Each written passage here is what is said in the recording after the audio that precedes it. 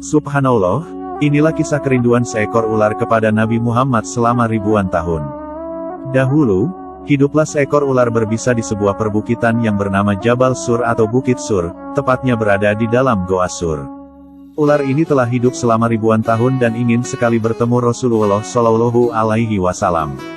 Kerinduan dan kecintaan ular ini terhadap Rasulullah memang sangat luar biasa. Dia rela menunggu 1000 tahun hanya agar bisa memandang wajah mulia baginda Nabi Muhammad Shallallahu Alaihi Wasallam dengan penuh kecintaan dan kerinduan.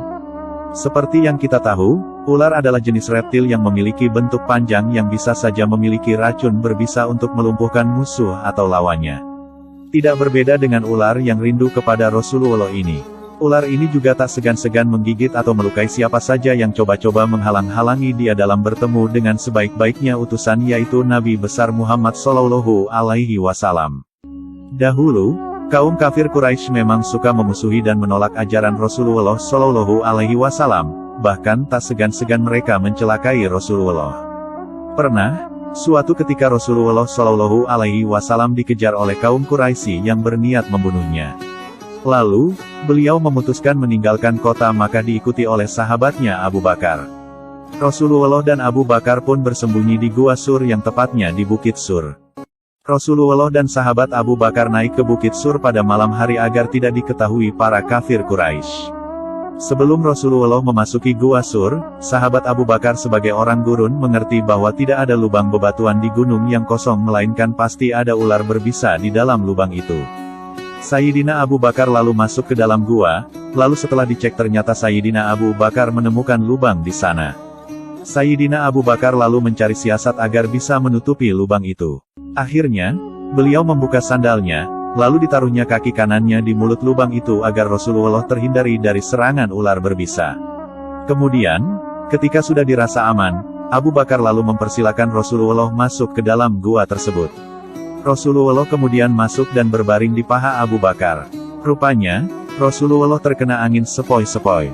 Kemudian beliau lalu tertidur. Di dalam gua yang dingin dan remang-remang, tiba-tiba ada seekor ular yang mendesis keluar dari salah satu lubang yang belum ditutup oleh Abu Bakar. Abu Bakar menatapnya dengan waspada, ingin sekali ia menarik kedua kakinya untuk menjauh dari hewan berbisa ini. Namun, keinginan itu dienyahkannya dari benak. Hal ini karena ia tak ingin mengganggu tidur Rasulullah Shallallahu Alaihi Wasallam. Bagaimana mungkin ia tega membangunkan kekasih Allah Subhanahu wa Ta'ala itu? Kemudian, Abu Bakar menutup lubang itu dengan salah satu kakinya. Lalu, ular itu menggigit pergelangan kakinya, tetapi kakinya tetap saja tak bergerak sedikit pun dalam hening. Sekujur tubuh Abu Bakar kemudian menjadi terasa panas. Ketika bisa ular yang menggigitnya telah menjalar cepat di dalam aliran darahnya, Abu Bakar tak kuasa menahan isak tangis ketika rasa sakit itu tak tertahankan lagi. Tanpa sengaja, air matanya menetes mengenai pipi Rasulullah Shallallahu Alaihi Wasallam yang tengah berbaring. Kemudian, Rasulullah Shallallahu Alaihi Wasallam terbangun dan berkata, "Wahai Abu Bakar, apakah engkau menangis karena menyesal mengikuti perjalanan ini?" "Tentu saja tidak ya Rasul, saya ridho dan ikhlas mengikutimu kemanapun ya Rasulullah," jawab Abu Bakar. "Lalu, mengapakah engkau meluruhkan air mata?" bertanya Rasulullah dengan bersahaja. "Seekor ular baru saja menggigit saya wahai Rasulullah, dan bisanya menjalar begitu cepat ke dalam tubuhku." Melihat hal itu, kemudian Nabi Muhammad Shallallahu Alaihi Wasallam berbicara kepada sang ular yang telah menggigit Abu Bakar itu. "Wahai ular, tahu tidak kamu, jangankan daging atau kulit Abu Bakar, rambut Abu Bakar pun haram kamu makan." Dialog Rasulullah dengan sang ular itu didengar pula oleh Abu Bakar As-Siddiq. Ini merupakan mukjizat Nabi yang luar biasa. Ular itu lalu berkata, "Ya, hamba mengerti ya Rasulullah, bahkan sejak ribuan tahun yang lalu ketika Allah Subhanahu wa Ta'ala telah mengatakan, barang siapa memandang kekasihku Muhammad dengan mata kecintaan, aku anggap cukup untuk menggelar dia ke surga Firdaus." Si ular juga berdoa, "Ya Rab, beri aku kesempatan yang begitu cemerlang dan indah. Aku ingin memandang wajah kekasihmu dengan mata kecintaan." Allah Subhanahu wa Ta'ala lantas berfirman, "Silakan pergi ke Gua Sur, tunggu di sana, kekasihku akan datang pada waktunya." Si ular lalu melanjutkan dialognya dengan Nabi Muhammad. "Ribuan tahun aku telah menunggu di sini. Aku digodok oleh kerinduan untuk jumpa engkau wahai Nabi Muhammad.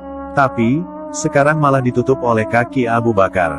Maka, kugigitlah dia. Aku tidak ada urusan dengan Abu Bakar, aku ingin ketemu engkau wahai Nabi Muhammad Shallallahu Alaihi Wasallam. Nabi Muhammad lalu berkata, lihatlah ini, lihatlah wajahku. Dan akhirnya, sang ular gua Sur yang telah menggigit Abu Bakar pun memandang wajah Nabi Muhammad Shallallahu Alaihi Wasallam dengan penuh rasa cinta dan rindu.